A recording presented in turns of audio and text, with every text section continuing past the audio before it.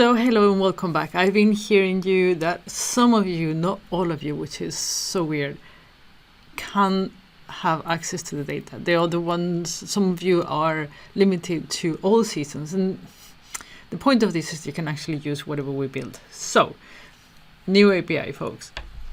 But before we do anything drastic, I need to know that this works with you. So the new API is called www.football/data.org. We have used this API before. The reason that I didn't use it now is because I didn't find it. There are millions of APIs. So we're going to use this if it works for all of you.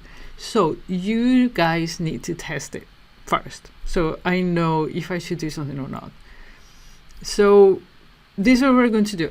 I published this video, you tested it, let me know in the comments, those of you that didn't work, if it is working now. And if it's working, we will go through the whole thing again just to set the tables. I will do everything in one video because, my God, we will be here till tomorrow.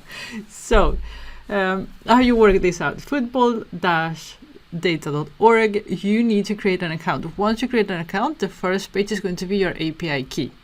Then I want you to try this call. So this is API football data. This is the version for the competition. The La Liga is PD, which it means Primera División, first league in Spanish.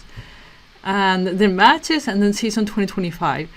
And then I want you to go through the matches list and see if you can see the matches for this season.